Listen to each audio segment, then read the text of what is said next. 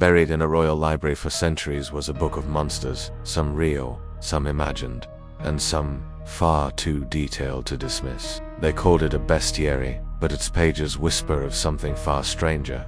In the quiet halls of the University of Aberdeen, Scotland, there lies a book, nearly 1,000 years old, that once belonged to kings, and possibly exorcists, known as the Aberdeen Bestiary. This medieval manuscript looks innocent at first glance, pages filled with drawings of animals, birds, and mythical beasts. But it doesn't just describe creatures, it moralizes them. A lion isn't just a lion, it's a symbol of Christ.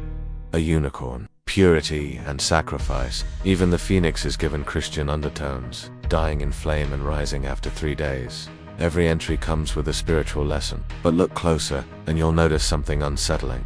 These allegories aren't always moral guidance. Sometimes they feel like warnings. Written and illuminated in England around the year 1200, the Aberdeen Bestiary wasn't just for education, it was a spiritual weapon. A coded manual to help clergy interpret nature and possibly detect the unnatural. Dragons, basilisks, creatures that shouldn't exist are drawn with disturbing clarity, down to fang, claw, and behavior. Some scholars believe these weren't fantasy at the time. They were believed to be real threats, metaphysical or otherwise. But here's where it gets darker. The manuscript vanished for centuries. It didn't resurface until 1542, when it appeared in the royal inventory of Henry VIII, listed as book number 518, on the nature of beasts.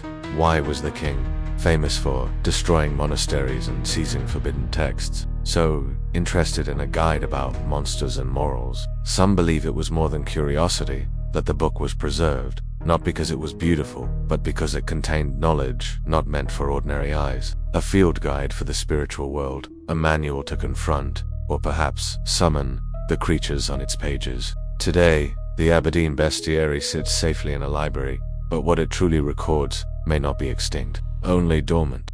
Please tell me I'm not the only one who found this disturbing. Comment if you got chills too.